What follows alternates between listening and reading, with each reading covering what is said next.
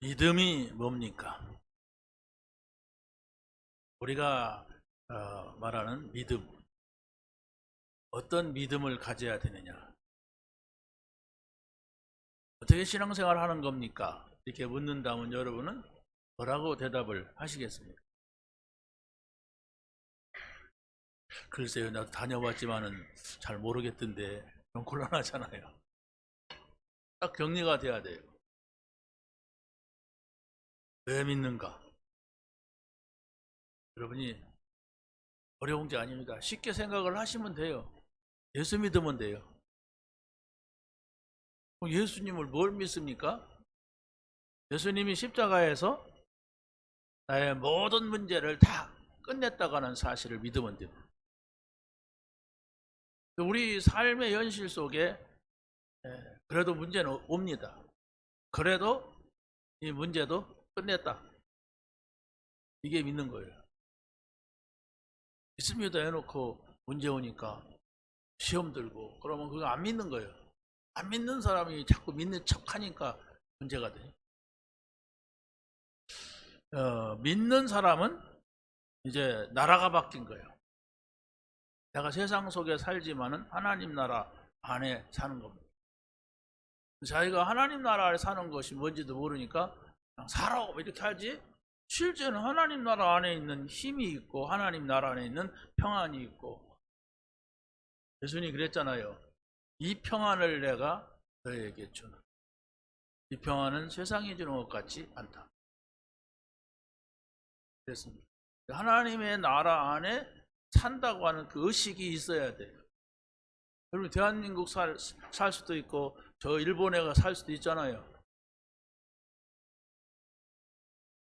근데 아무 의식이 없으면 어떻게 거기를 삽니까? 내가 지금 대한민국에 있냐, 북한에 있냐, 분간이 안 되면 그 사람은 어디에 있든지 불행한 사람입니다. 내 정체성, 나는 그리스도로 모든 것이 다 끝난 사람이다. 지금까지 내가 고민하고 내가 걱정했던 모든 건 다 끝났다. 한번 해보세요. 다 끝났습니까? 다 끝났다. 이 선언을 해야 돼요. 문제 올 때마다. 나는 왜 이 문제는 안 끝날까? 나는 왜 이런 문제가 계속될까? 저 인간은 왜 저렇게 날 계속 괴롭히나? 이렇게 막 걱정 속에 빠질 수도 있습니다. 그러나 5분 내로 나와야지. 그걸 막 10분, 1시간, 막 일주일, 막 한 달 걸리면은 그 사람은 곤란하단 말이에요. 빨리 나와야 돼. 그리스도 붙잡고. 하나님 나라로 들어오는 거예요. 하나님과 함께 하는 거예요. 하나님과 함께 하면 하나님의 소리를 듣는 거예요. 네, 이게 참 다른 것을 많이 들었거나 상처를 많이 가지고 있어. 이게 안 돼요, 사실은. 그러고 싶지, 누구나가. 근데 안 된단 말이에요. 안 되니까 교회 와서도 이렇게 생각하고 있어요. 그런다고 말이에요. 정말로 하나님의 나라 안에 들어왔으면은 이제 성령 인도받고 증인되는 거예요. 그거밖에 중요한 것이 없음을 성경에서 말하고 있어요. 근데 내게는 성령 인도받는 것과도 내가 알아서 가는 거예요. 세계보고만 그런 거 나한테는 필요가 없어. 그냥 선교사나 필요하고 저 목사님이나 알아서 하는 거지, 나는 내가 살아야 돼. 그게 지금 안 믿고 있는 거야. 그러니까 평생 믿는데 평생 안 믿는 사람도 있어요. 평생 믿는데 안 믿으니까 세상 사람하고 똑같은 길을 걸어가고 그 고생을 다 하는 거예요. 좀 있으면은 막 하나님 축복하셨다 하고, 없으면은 망했다고 하고 막 이런단 말이에요. 자, 그래서 오늘 말씀은 성도가 받아야 할 응답입니다. 아니, 응답이 아니에요. 사실은 응답을 발견하는 거예요. 응답은 와 있어요. 그리스도가 어디서 막 오는 게 아니에요. 여러분, 설교 듣다 보니까 그리스도가 내게 싹 들어오는 게 아닙니다. 이미 와 있어요. 하나님 나라가 어디 비행기 타고 가는 게 아니에요. 여러분들이 말씀을 알아듣고 아 내가 하나님 나라 안에 살아야 되겠구나 할 때에 여러분 안에 임하는 겁니다. 그 얘기를 계속 반복하는 거예요. 성부, 성자, 성령 하나님을 말하면서 그리스도 하나님 나라 성령 충만 이 얘기를 계속 이렇게 바꾸고 저렇게 바꾸고 단어 바꾸고 환경 바꾸고 막 이래가지고 사람 바꾸고 막 이래가지고 그 얘기를 한단 말이에요. 그런데 사람 얘기하면 사람한테 빠지고 환경 얘기하면 환경 속에 생각하고 또 문제 얘기하면 문제 속에 빠져. 이러니까 이것이 항상 세 가지로 알아들으면 돼요. 그리스도 끝났다. 하나님 나라 안에 살면 된다. 성령의 인도 받아라. 성령의 인도 받는데 가장 중요한 키가 내가 그리스도를 말하기 위하여서 방향적. 그 얘기입니다. 그 생각을 가지고 오늘 말씀을 듣는다면 여러분들에게 정말로 응답이 어디 멀리 있는 것이 아니라 이미 와 있는데 내가 그걸 발견을 못했다고 하는 것을 알게 될 겁니다. 응답이 와 있는 건 내가 발견하면 돼요. 근데 응답이 안 왔어. 저 멀리서 오는 것 같으면 그 응답이 막 언제 오는가 하고 기다려야 되는데 와 있다니까요. 여러분 지금 문제 있는 거 생각하잖아요. 문제 있는 사람 생각하잖아요. 그게 문제가 아니라는 것을 알면 그 응답을 받는 거예요. 근데 응답 문제라고 생각하니까 큰일 났다고 생각하니까 거기에 사로잡혀 있는 것이거든요. 근데 그게 문제가 아니라는 걸 순간 바뀔 수가 있어요. 자, 그래서 첫 번째로 초대교회는 복음의 정복자로 시작을 했어요. 복음을 가지고서 모든 것을 정복할 수가 있다. 복음을 가지면은 우리의 근본적인 문제가 끝나는 것이다. 이걸 가지고 시작을 했단 말입니다. 자, 그래서 복음의 올바른 시작은 근원이 해결되는 것이다. 근원, 문제의 근원, 사건의 근원 이겁니다.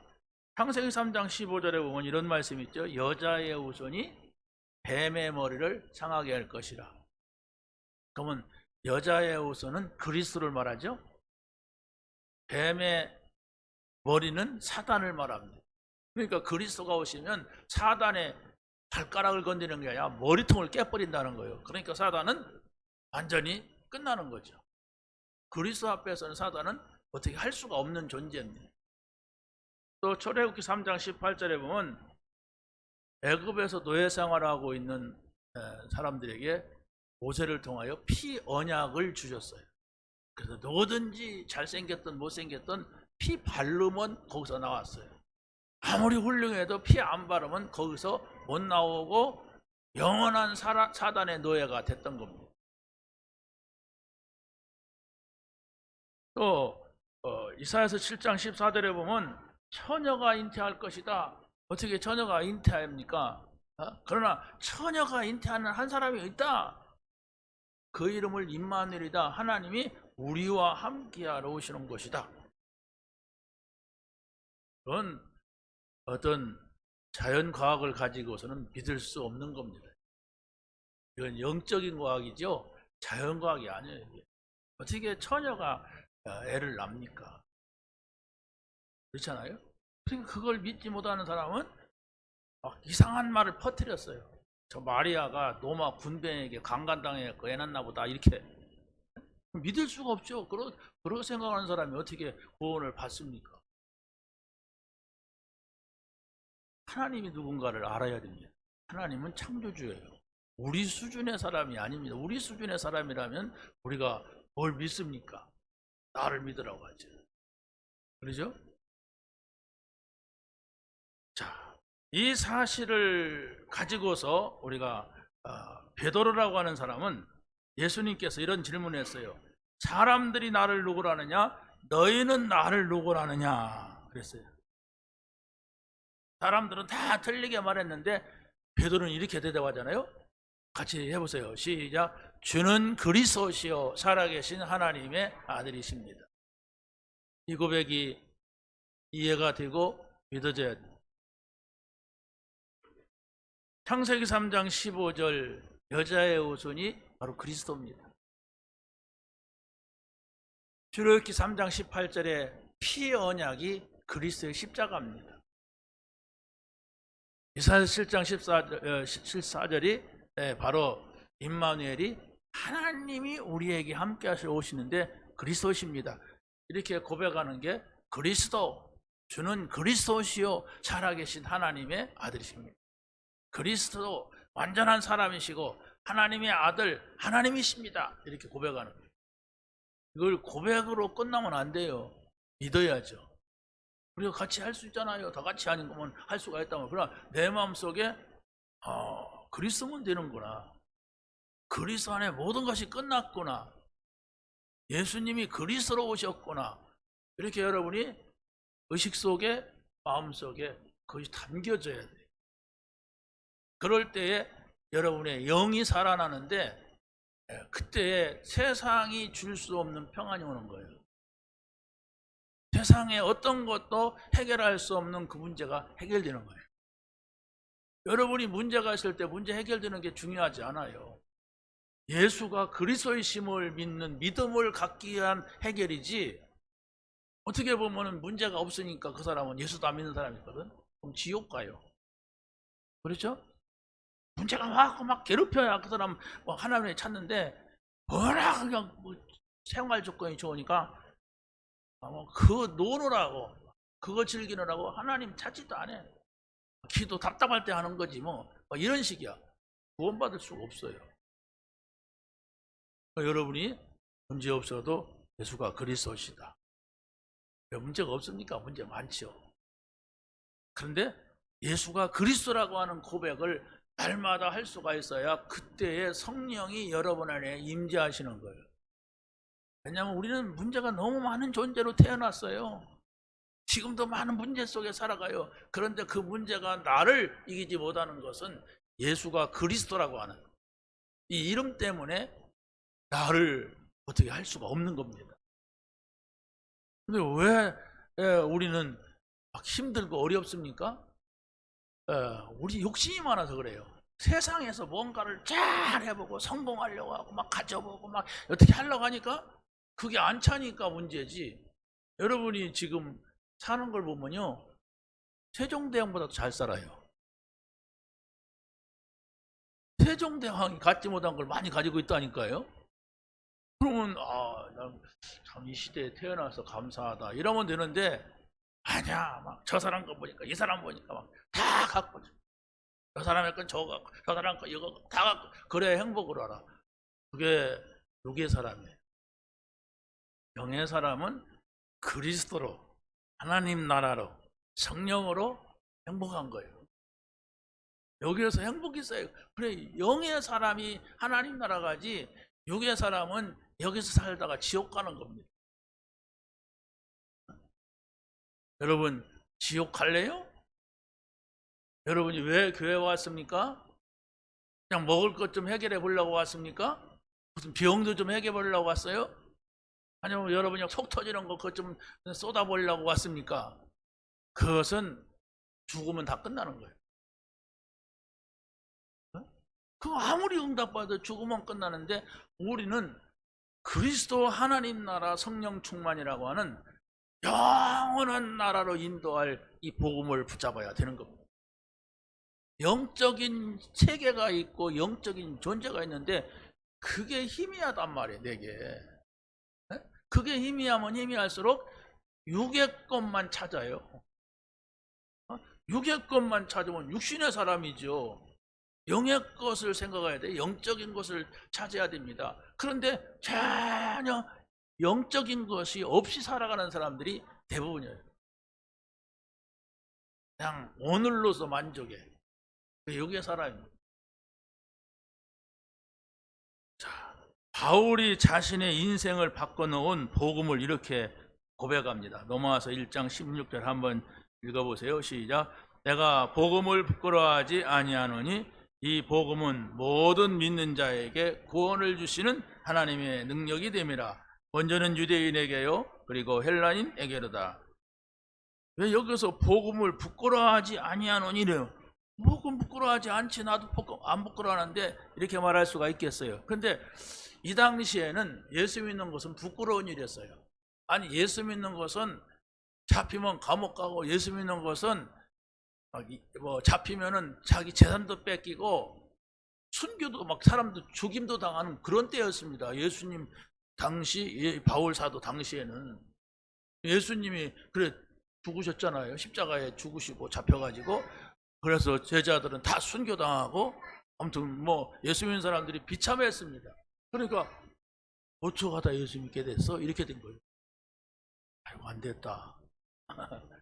이래 되는 거예요. 그러나 예수 믿는 사람들은 그걸 영광스럽게 생각하고 가는 거예요. 왜입니까?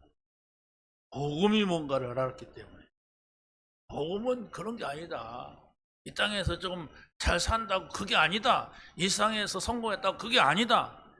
영적인 세계가 있고 하나님 나라가 있다. 우리는 그걸 얻었기 때문에 이 땅의 것은 버려도 좋다. 이것을 발견한 사람들입니다. 그런 여러분들은 어디에 속해 있습니까? 어떤 것이 큽니까?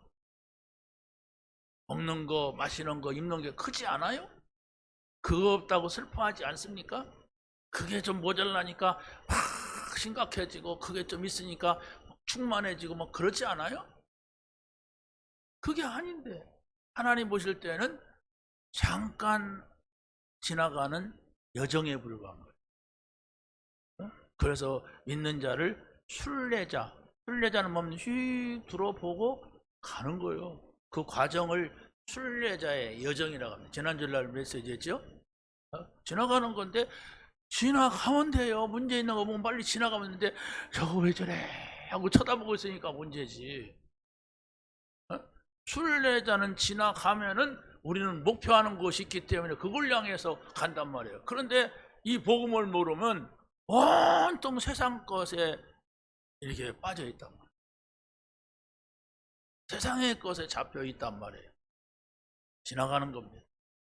여러분이 자녀가 아무리 귀여워도 지나가는 거예요. 여러분이 막 돈 가지니까 온갖 일을 다 할 수 있어가도 지나가는 거예요. 거기에 빠지면 큰일 납니다.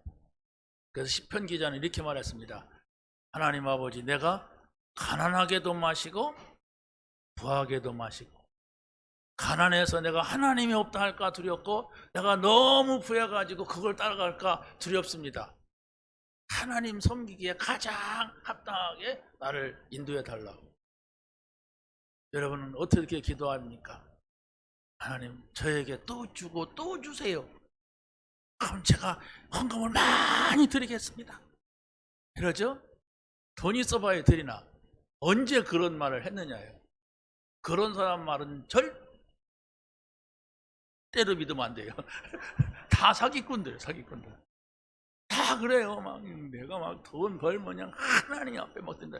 지금 해요, 지금.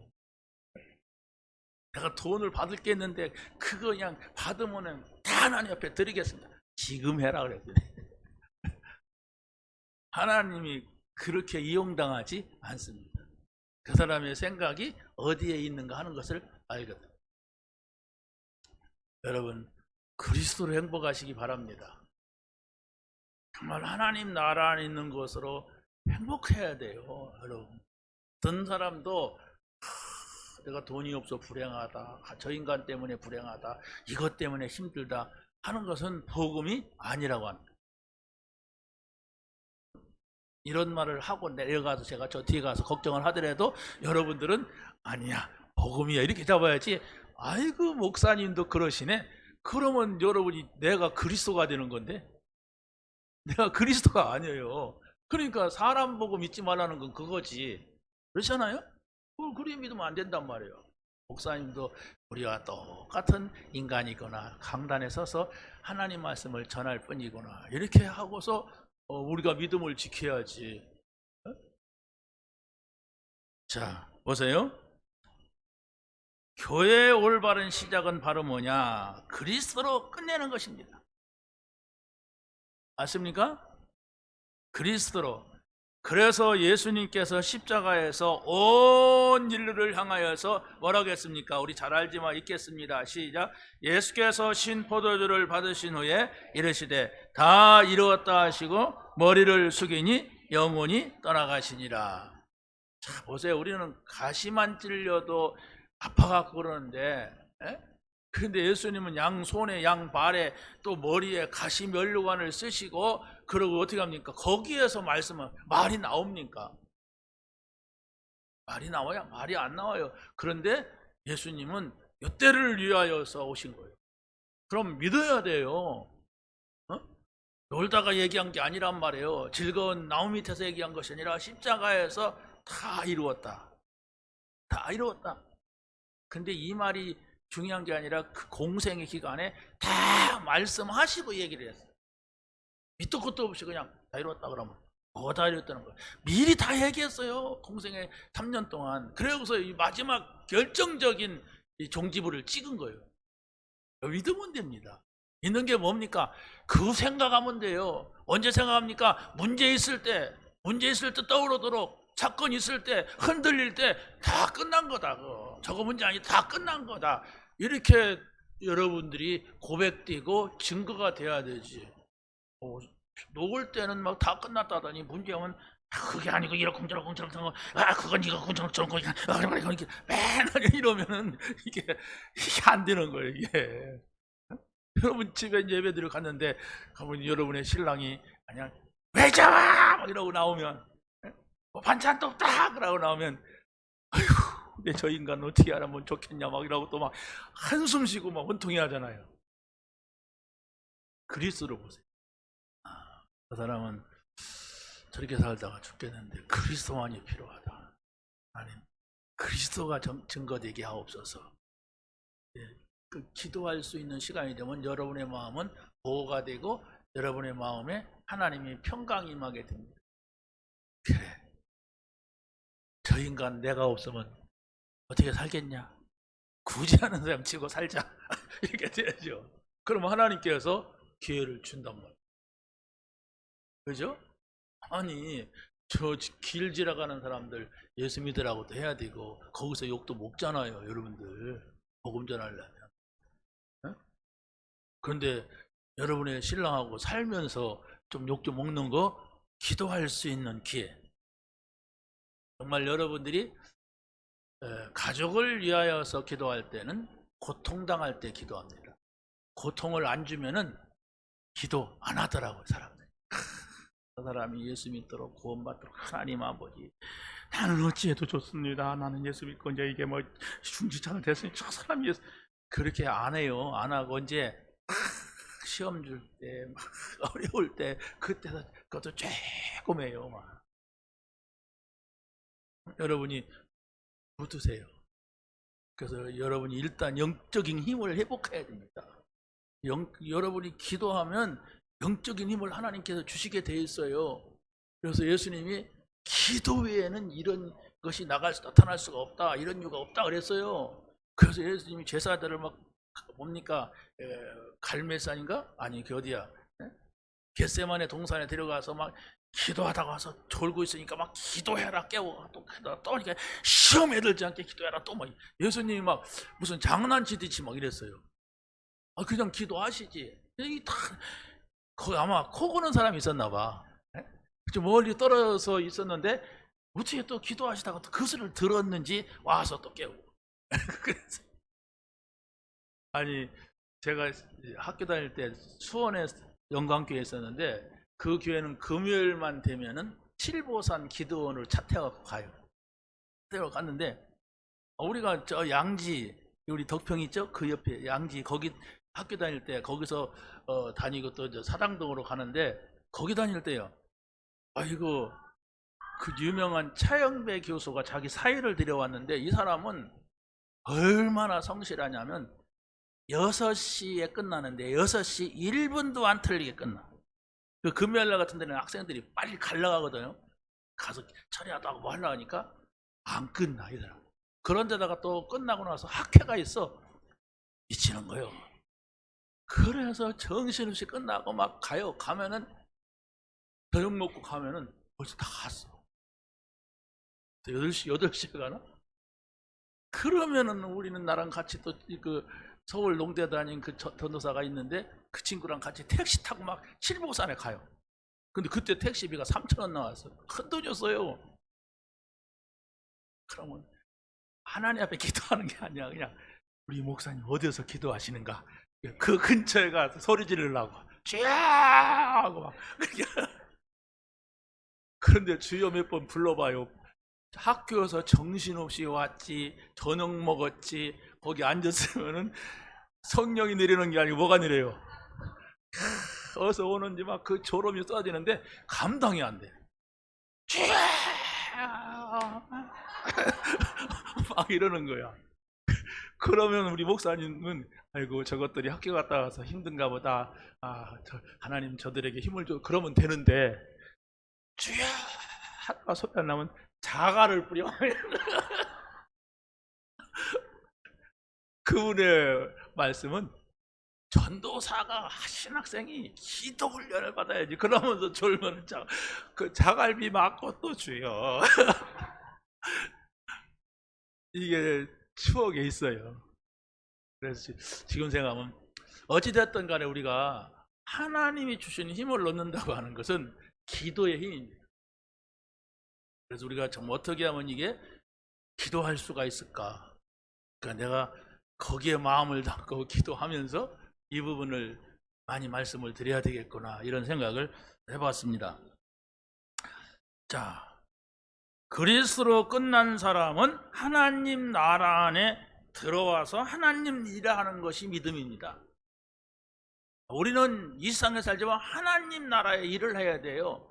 하나님 나라 일하고는 아무 상관없이 자기 일만 하고 세상 일만 하는 사람은 하나님은 빨리 와라 그런단 말이에요. 왜? 끝났으니까. 그렇죠? 그런데 더 중요한 것은 하나님 나라 일 가운데 중요한 게 증인들입니다. 그리스도의 증인. 살아계시다. 하나님 살아계시다. 성령님 살아계시다. 이걸 말하는 겁니다. 이 세 가지가 우리의 가장 믿음의 기본입니다. 그리스도로 끝내는 거, 하나님 나라 들어오는 거, 성령의 힘을 얻고 우리가 그리스도의 증인 되는 거. 이게 여러분에게 희미하거나 없다면 신앙생활 해도 엉뚱한 신앙생활 합니다. 신앙생활 하려고 노력하면 노력할수록 힘들어요. 왜? 하나님이 힘을 안 주는데 그럼 내가 막 어서 힘을 찾아야 돼. 막 핏대를 찾든지 막 찾아야 돼. 그러니까 얼마나 이게 힘듭니까? 이 세 가지로 여러분이 힘내시기를 바랍니다. 현장에서 올바른 시작입니다. 복음의 올바른 시작, 교회의 올바른 시작, 현장에서 올바른 시작은 바로 뭐냐? 절대를 보고야 돼요. 절대라고 하는 것은 하나님의 것입니다. 그게 바로 뭐냐? 세상에는 거짓된 미신에 사로잡혀가지고 세상에서 성공한 사람도 있습니다. 이들을 구원하는 것이 하나님의 절대예요. 반드시 실패하는 날이 오거든. 귀신 들려가지고 점을 치는 사람들이 복음 듣는 것이 하나님의 절대적인 거예요. 이건 뭐 해도 되고 안 해도 되고 그런 게 아닙니다. 우리 주변에 있단 말이에요. 이들에게 예수 그리스도를 증거하는 것인데 사도행전 16장 16절로 18절 한번 읽어보세요. 시작. 바울이 심히 괴로워하여 돌이켜 그 귀신에게 이르되 예수 그리스도의 이름으로 내가 네게 명하노니 그에게서 나오라 하니 귀신이 즉시 나오니라. 즉시 나오니라 그랬어요. 우리가 눈에는 안 보이죠. 그렇지만 분명히 예수 그리스도의 이름으로 명한다. 그에게서 사람에게서 나와라 이렇게 했단 말이에요. 이것을 누가 도와주면 감사한데 안 도와줘도 자기가 선언하면 돼요. 계속 문제 있는 현장에, 계속 문제 있는 사람에게, 계속해서 문제가 찾아올 수밖에 없는 나에게, 이게 사단이구나. 이거 발견해야 돼요. 어떤 때는 나도 사단한테 속고 어떤 때는 다른 사람도 속고 속잖아요. 그거 속는데 그냥 가면은 희미한 불빛이 보여요. 뭐가? 천국이 희미해. 있는 것 같기도 하고 없는 것 같기도 하고, 인생 다 됐다 그러면 있는 것 같기도 하고, 세상 살기 좋다 그러면 없는 것 같기도 하고, 좀 뭐 내가 좀 잘 되면 있는 것 같기도 하고 없는 것 같기도 하고. 어떡할 거요? 나중에 마지막 운명하려고 할 때 어떡하겠어요? 옛날에 한마음 아파트에 안전순 집사님이란 분이 계셨어요. 우리 교인들 아시는 분은 많이 있을 거예요. 근데 그 남편이 할아버지가 돌아가시고 1, 2년 후에 돌아가셨는가 그랬어요. 그 딸만 한 분 있는데 돌아가시려고 한다고 제가 갔어요. 갔는데 이렇게 그냥 예배 드리잖아요. 예배 드리는데 자꾸 손을 나한테 뻗쳐요. 그래서 내가 기도할 때 손을 잡아줬어. 손을 잡았더니 이분의 손 아구가 얼마나 세던지, 아니 노인네가 뭐 힘이 세겠어요. 그런데 막 그냥 마지막 그 운명의 시간에서 그런 점때 내 손 잡는다고 구원 받는 것도 아니잖아요. 꽉 잡더라고. 내가 느꼈어요. 말을 들은 게 아니라 이분이 간절하구나. 하나님이 준 마음을 주셨겠죠. 그렇죠? 그래도 목사가 설교하고 기도하니까 지금 당장에 무슨 예수님 다리 잡을 수도 없잖아요. 목사가 기도하니까 얼마나 세게 잤는지 제가 지금도 잊어지지가 않아요. 하나님을 붙잡으시는구나. 그게 우리에게 소망이잖아요. 누구에게나 찾아오잖아요. 나에게는 절대로 안 찾아온다는 분 한번 손 들어보세요. 다 옵니다. 그 앞에 우리가 갈 때는 소용없어요. 가는 사람들 보니까 소용없어요. 그날을 생각하면서 오늘을 살아야 돼요. 그날을 생각하면서 우리가 복음운동에 힘써야 됩니다. 자, 두 번째 보면은 첫째는 복음으로 정복자인데 두 번째는 237 나라 망대를 가지고 있어야 돼요. 237 나라 망대는 세계 복음화하는 빛을 말합니다. 보통 신앙생활 하는 것 같은데 이 사람을 만나 얘기해 보니까 복음 전하려고 하는 마음이 간절하고 이 사람이 세계 복음 하려고 하는 마음이 간절하다. 그게 망대예요. 어디 뭐 길거리에다가 뭐 집 져갖고 불빛 빛이라는 얘기 아니잖아요. 우리 마음에 세계 복음화. 이게 복음 받은 사람의 가장 중요한 것입니다. 복음 받았다는 증거가 뭐예요? 나 잘 살려고 하는 게 아니에요. 내가 하나님의 뜻을 이루는 거예요. 하나님의 뜻은 세계 복음화라니까요. 자, 그래서 성경에 보니까 하나님께서 아브라함 가문에 첫 번째로 그 약속을 하시는데 아브라함과 이삭과 야곱에게서 거듭해서 이 언약을 말씀하시고 세계 복음화를 명령하였어요. 이들에게 언약은 뭡니까? 본토 친척 아비의 집을 버리고 내가 내게 지시할 땅으로 가라. 가나안 땅, 그리스도가 오시는 땅으로 가라. 그게 언약이었어요. 그러고 나서 하나님께서 뭐라고 하는 거 보세요. 거기 1번에 1번 보세요. 시작. 너를 축복하는 자에게는 내가 복을 내리고 너를 저주하는 자에게는 내가 저주하리니 땅의 모든 족속이 너로 말미암아 복을 얻을 것이라 하신지라. 땅의 모든 족속. 지금 아브라함이 부름받을 때는 자식도 없고 자기의 가솔들 몇몇밖에 없어요. 그런데 나를 통하여 모든 족속은 세상에 많은 족속이 얼마나 많아요. 그렇죠? 5천 종족이 있다고 하는데 모든 족속이 너를 인하여 복을 얻을 것이래.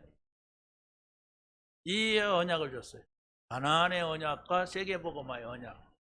그런데 이것을 못 깨달으면은 계속 헤매는데 그래서 아브라함이 250년 동안 25년 동안 헤매는 거예요. 계속 헤매. 아마 여러분이 신앙생활이 헤매고 있다면은 아마 그럴 겁니다. 언약이 뭔지 몰라. 그러면 헤맵니다. 100% 헤매요. 세계 복음하고 나하고는 아무 상관없다. 그 사람 헤매고 있습니다. 이랬다 저랬다 합니다. 이리 갈까 저리 갈까 합니다. 어떻게 하면 좋은 건가 봐. 세상 것을 막 찾아요. 아닙니다. 여기서 끝내야 돼요. 하나님께서는 우리에게 그리스도의 언약을 주셨다. 나는 이것이 모든 것이다. 다 이루었으니까. 그러고 세계 복음하다. 아브라함 한 사람을 불러내면서 모든 족속이라고 했다니까요. 자, 두 번째는 이삭에게 가나안의 언약을 확인하면서 세계 복음화를 또 말씀하였어요. 26장 1절 4절 시작. 내 자손을 하늘의 별과 같이 번성하게 하며 이 모든 땅을 내 자손에게 주리니 내 자손으로 말미암아 천하 만민이 복을 받으리라. 내 자손이 천하 만민을 먹여 살릴 것이다가 아니라 모든 족속이 천하 만민이 바로 이 복음을 듣게 될 것이다. 그게 복이다 이겁니다. 이렇게 분명한 사명이 우리에게 주어졌다고 하는 사실입니다.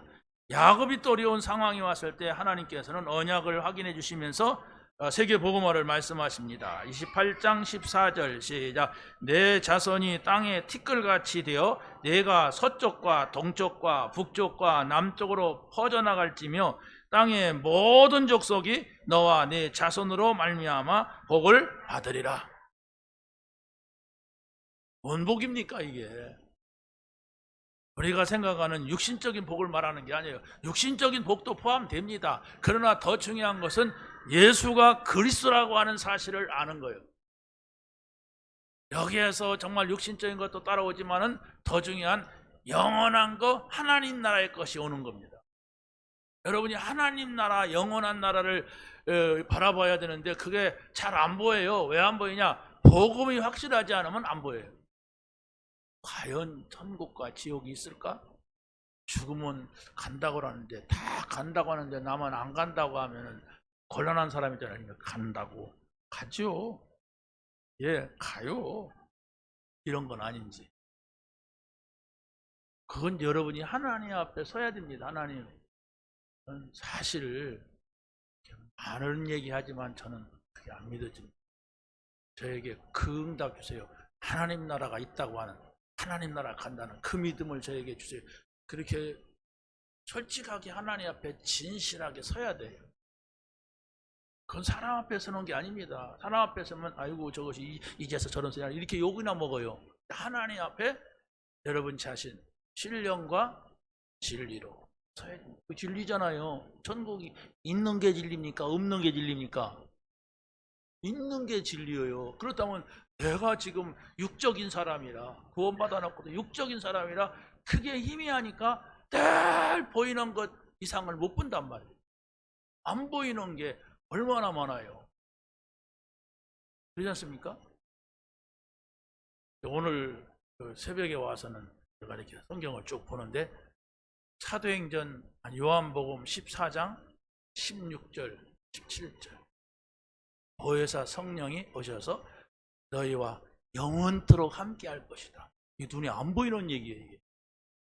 14장 26절 27절 보혜사 성령이 오셔서 모든 걸 가르쳐 주시고 내가 가르친 걸 생각나게 하시리라. 그러면서 이 평안을 너희에게 주느라. 저 그 말씀을 가지고 1시간 동안 봤어요.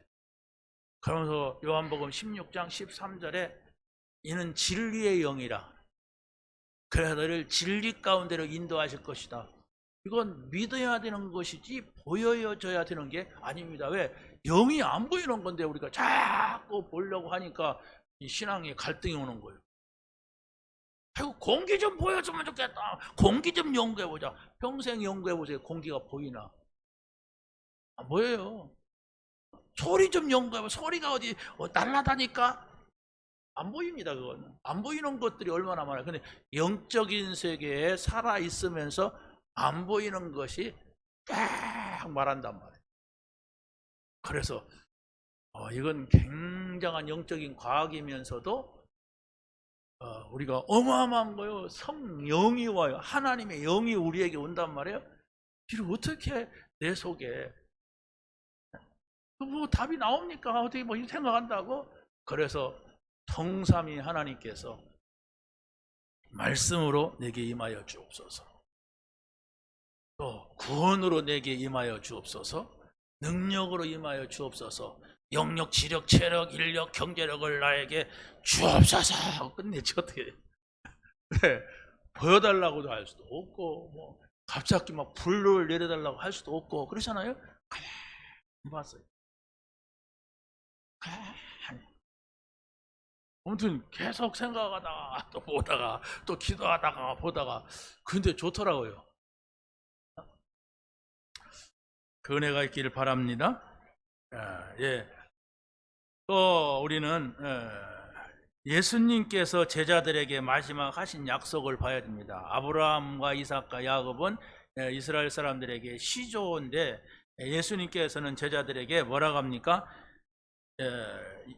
부활 후에 의심하는 제자들에게 세계 복음화를 명령을 하십니다.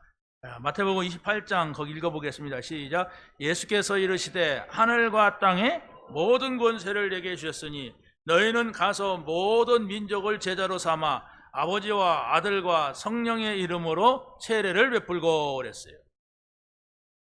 또 예수님께서 부활 후에 믿음이 없는 제자들에게 세계 복음화를 명령하시는데 이렇게 했습니다. 또 이르시되 너희는 온 천하에 다니며 만민에게 복음을 전파하라. 믿고 세례를 받는 사람은 구원을 얻을 것이요 믿지 않는 사람은 정죄를 받으리라. 그리고 또 마지막 승천하시기 전 예수님이 세계 복음화를 명령하시고 바로 승천하십니다. 그게 사도행전 1장 8절입니다. 시작. 오직 성령이 너희에게 임하시면 너희가 권능을 받고 예루살렘과 온 유대와 사마리아와 땅끝까지 이르러 내 증인이 되리라 하시니라. 아멘. 자, 보세요. 믿음이 있는 제자들에게, 의심하지 않는 제자들에게 이렇게 말했다면 그렇구나, 믿음이 중요하구나 이렇게 생각할 건데, 거기 보면은요 의심하는 제자들에게 말했다고 했어요. 마태복음 28장. 그리고 믿음이 없는 것을 보시고 이랬어요. 믿음이 없는 사람들한테 이 말씀을 하셨어요. 그러니까 여기에서 바로 뭐냐면은 우리가 이거 의심해서는 안 된다는 얘기예요. 이 믿음을 갖지 않으면 안 된다는 얘기입니다. 그러잖아요. 그러니까 또 한 가지는 너희들이 믿음을 가지고 하는 것이 아니라 이거 알면 내가 한다. 내가 성령을 보내서, 그렇잖아요. 오직 성령이 너에게 임하시면 권능 받고 증인들, 성령을 보내겠다, 이걸 말합니다. 그럼 믿습니다, 아멘 이렇게 한다고 되는 건 아니잖아요 또. 그래서 예수님께서 그것도 죽으셨다가 부활하셨어요. 십자가에서 다 이뤘다고 말씀하시고 부활하셨다는 건 증거거든요. 십자가에서 하신 그 말씀이 맞다고 하는 증거요. 그렇기 때문에 여러분이 이 말씀을 붙잡아야 여러분의 신앙이 성장하고 여러분이 하나님 나라가 보이고 영원한 나라가 보이는 거예요. 무엇이요? 모든 민족에게 제자 삼으라. 그리고 천하 만민에게 복음 전파하라. 땅끝까지 증인되라. 이 말씀이 여러분이 지금까지 예수 믿고 아무 응답 없다 할지라도 이거 붙잡으면 돼요. 이거 붙잡는다고 하는 것은 그 사람이 구원받은 사람이에요. 그 구원이 큰 응답이거든요. 난 구원 그거 필요가 없고 나는 다른 것 좀 주세요. 그 사람은 지금 엉뚱한 신앙생활을 하고 있는 거예요. 여러분이 예수님을 영접하고 구원받았다면, 하나님 자녀가 됐다면 그게 최고라고 하는 사실을 알아야 육신적인 것도 보이는 것도 응답이 와도 여러분이 존재할 수가 있어요. 그런데 내가 구원받은 것은 별로 가치가 없는데 여러분이 눈에 보이는 육신적인 응답이 자꾸 오면 여러분들은 망할 때까지 딴 데로 가요. 하나님이 없는 데로 간다니까요. 왜? 사람이 그렇게 돼 있어요. 그래서 가장 중요한 건 눈에는 안 보이지만 구원의 이 축복, 이것이 나에게 가장 큰 것임을 알 때에 육신적인 것도 필요한 겁니다. 그 근본을 잃어버렸는데 육신적인 거 주면 뭐합니까? 계속 타락할 건데, 계속 하나님이 없다고 살아갈 건데, 교회 와도 소용없어요. 교회 와요. 그런 사람들이 열심히 오는데도 필요가 없어. 그냥 육신대로 살아가는 거예요. 즐겁게 살아가는 거예요. 여러분 붙잡게 되시기 바랍니다. 구원, 복음입니다. 그렇죠? 그리스도가 오시지 않으면 구원이 이루어질 수가 없어요. 그래서 구원의 응답, 이게 모든 것이구나. 그러면서 나는 세계복음화, 아브라함과 이삭과 야곱에게 명령하셨던 그 세계복음화, 예수님께서 제자들에게 3번 거듭해서 말씀하셨던 부활 후에 말씀하셨던 그 세계 복음화 어떻게 붙잡아요? 꽉 붙잡으면 돼요? 말씀을 붙잡으란 말이에요. 그 말씀을 안 잊혀지면 돼요. 그게 믿음입니다. 자, 그래서 바로 성령의 사람이 받게 될 당연한 것, 필요한 것, 절대적인 응답을 여러분들이 보게 되는 겁니다. 그게 바로 요셉이 노예로 갔는데 하나님은 그 사람을 세계복음하기 위해서 총리로 만들었어요. 그걸 알았어요, 요셉이. 이게 중요한 겁니다. 다윗이 양을 치는 사람인데 그 사람을 불러서 머리다 기름 부음을 받고 이 사람이 이스라엘 나라의 왕도 떨고 있고 형들도 다 떨고 있고 군인들이 다 떨고 있는데 이 골리앗을 꺾어버렸어요. 이 골리앗 한 사람은 이 나라의 모두의 적이었습니다. 그런데 다윗이 간단하게 꺾어버렸단 말이에요. 그게 바로 육신적인 증거란 말입니다. 그리고 세 번째는 농사짓던 엘리야가 선지자로 부름받을 때에 다 내버리고 왔죠. 그런데 이 사람이 나중에 뭡니까? 도단성 운동할 때, 제자 운동할 때에 아람 군대가 쫓아오잖아요. 저 엘리사를 잡아야 된다.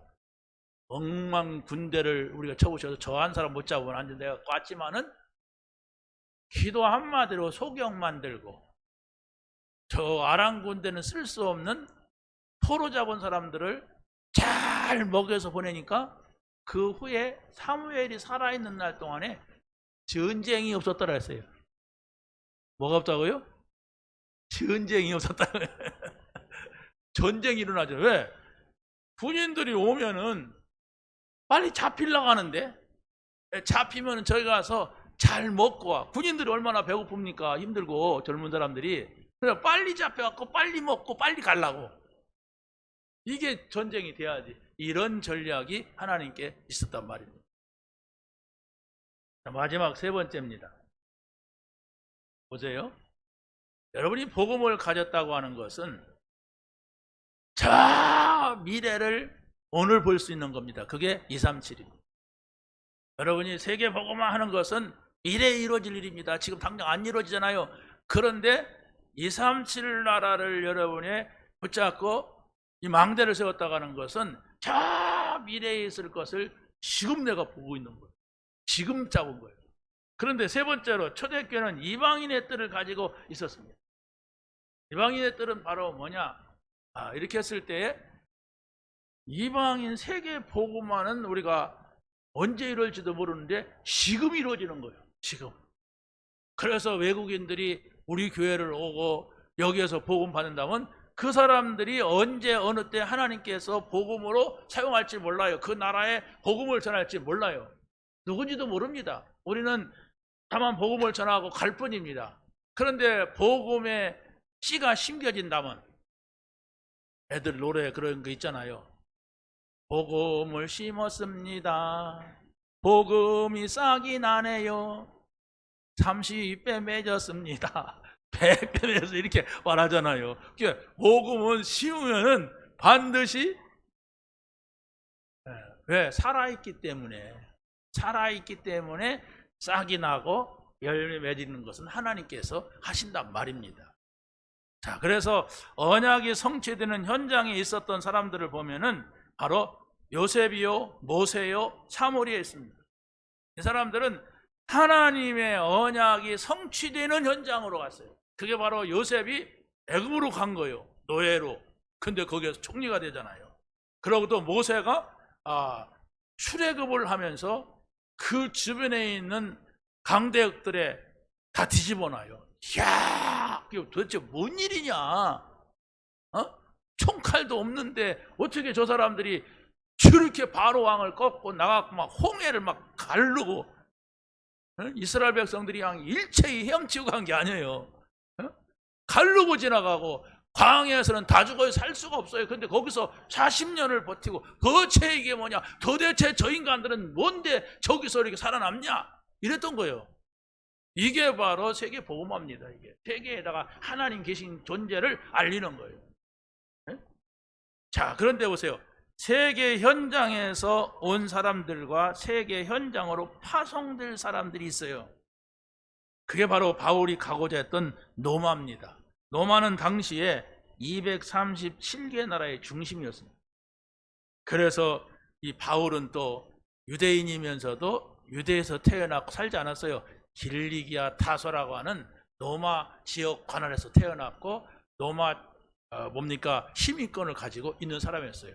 그런데 이 사람이 이 복음을 전하려면 여기서 하면 안 되겠구나.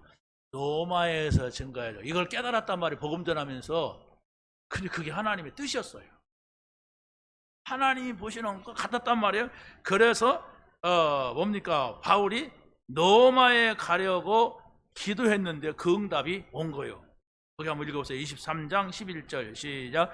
그날 밤에 주께서 바울 곁에 서서 이르시되 담대하라. 내가 예루살렘에서 나의 일을 증언한 것 같이 로마에서도 증언하여야 하리라 하시니라. 아멘. 자, 우리가 정말 하나님의 뜻과 맞는 기도를 한다면 하나님은 우리에게 이렇게 말씀하셔요. 알았다. 내가 거기 먼저 가 있게. 알았다. 그거 내가 일 처리할게. 이렇게 하시는 거예요. 하나님의 뜻이 뭔가를 알아야 됩니다. 하나님의 뜻은 뭐라고 했습니까? 예수가 그리스도시다. 하나님 나라 일 가서 증인되는 것이다. 이게 세 가지가 성부, 성자, 성령 하나님이십니다. 성부, 성령 하나님은 세계 복음화를 원하세요. 복음 주시고 세계 복음화. 그걸 붙잡으란 말이에요. 그것이 투명해져야 돼요. 그것이 애매하면 안 돼요. 여러분 다음 주에 가서 믿음 생활하는데 가장 중요한 세 가지가 뭡니까? 그러면 지난주에 말했는데 그러면 얘기가 알듯 하고 막상 물어보니까 그 사람들이 그러잖아요. 막상 물어보니까 모르겠네요. 내가 늘 알았는데 뭘까? 그래갖고 응답 못 받아요. 계속 기도하세요. 맨날 기도하세요. 그걸 가지고 밥을 먹을 때도 하나님 입 안 먹고 그냥 오직 그리스도 결론 내게 되고 하나님 나라의 안에 살게 하시고 세계복음하게 하세요. 아멘. 그러면 돼요. 맨날 그게 바로 여러분이 잡은 언약이에요. 상구삼 거기에 다 들어있잖아요. 상구삼. 자, 그런데 보세요. 로마로 가는데 풍랑이 일어났어요. 이제 이게 바로 뭡니까? 풍랑이 일어나서 불신자들은 다 죽는다고 하는데 바울은 여기에서 200명이죠? 237명? 이 사람들을 전부 섬에다가 내려놓고 제자화하는 것입니다. 다른 사람들은 막 죽는다고 그냥 싣고 가던 쌀도 내버리고 막 물건 다 내버렸어요. 배가 뒤집힐까봐. 그럼 죽으니까. 죽으면 그 실은 거 소용없으니까. 그런데 바울은 그들을 갖다 다 몰아다 놓고 섬에서 복음 전하고 이랬습니다. 그러니까 여러분들이 지금 어떤 문제가 있다 할지라도 그리스도 하나님 나라 성령 충만 누린다면 그게 축복이 되고 그게 기회가 되고 이 사건이 없었으면 내가 하나님 제대로 못 믿을 건데 이런 응답이 되는 겁니다. 그걸 여러분들이 한 번이라도 본 적이 있어야 이제 아니야 이런단 말이에요. 근데 한 번도 본 적이 없으면은 그래도 그렇지. 목사님이 이런 일을 당해봤나? 믿는 사모님하고 사니까 문제없지. 이럴 거예요. 우리도 갈등 많았어요. 근데 어떻게 갈등이 없어요, 사람이. 근데 지금은 많이 익었어요. 지금은 거의 문제 없어요. 거의 몰라, 내가 문제 없는지 모르지만 거의 문제 없어요. 왜? 나중에 당신이 먼저 가든 내가 먼저 가든 우리는 잘 살았다고 말하고 가자. 이러니까. 자, 마지막으로 우리가 봐야 되겠습니다. 로마에서 온 사람들과 로마로 갈 사람들이 만나는 거예요. 얼마나 기가 막힙니까? 그렇잖아요? 자, 마가다락방에서 세계 중심 도시 로마에서 온 사람이 있었어요. 한번 보세요. 시작. 부르기아와 밤빌리아와 애국가 및 구레네에 가까운 리비아 여러 지방에 사는 사람들과 로마에서부터 온 나그네 곧 유대인과 유대교에 들어온 사람들과, 여기서 로마에서부터 온 나그네 그랬는데, 고린도전서 우리가 여기 어디입니까? 18장에 가면 고린도에 왔던 사람들 가운데 한 사람인 브리스길라와 아굴라. 브리스길라는 로마 사람입니다. 근데 아굴라는 유대인이에요. 그 로마가 로마 사람 아닌 사람 다 나가라 이러니까 거기서 부부가 추방됐어요. 거기에서 만나거든요, 바울을. 근데 중요한 것은 마가다락방에 참석한 사람, 이게 중요하잖아요. 성령의 역사가 시작될 때 성령 충만을 받았던 그 현장에 있었던 사람이 누구냐? 브리실라와 아굴라다, 이렇게 보는 거예요.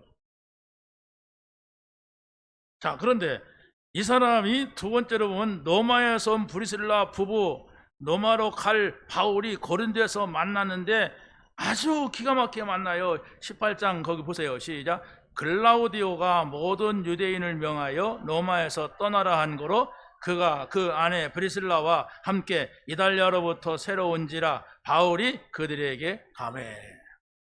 어떤 말을 했을까요?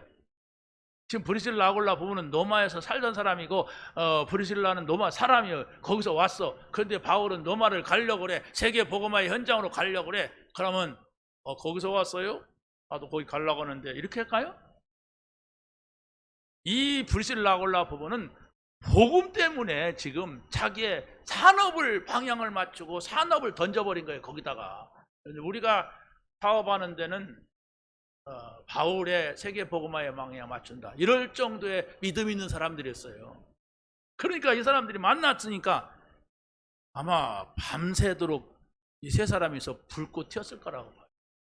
그래서 거기가 그래요. 왜냐하면 바울은 얼마나 로마 복음화를 열망했는지 로마에 가기 전에 로마서를 써서 보냈어요. 우리 로마서 있죠? 이게 바울이 로마도 안 가보고 거기에 성도들이 있다, 기독교인들이 있다 하는 소식을 듣고 거기다가 써서 보낸 거예요. 그러니까 거기서 있는 사람이 왔는데 이 사람들이 마가다락방에 참석한 사람이야. 근데 로마에 살다 왔어. 그 로마의 실정을 잘 알아. 기가 막힌 거예요. 그러니까 이 사람들이 막 거기서 교회를 세우죠. 고린도에서. 그 바울은 어디입니까? 아테네에서 왔어. 거기서 복음 전하다가. 왜? 자기는 많은 지식이 있는 사람이란 말이에요, 바울. 그래서 막 이 복음을 전하는데 무식한 사람들이 못 알아들어.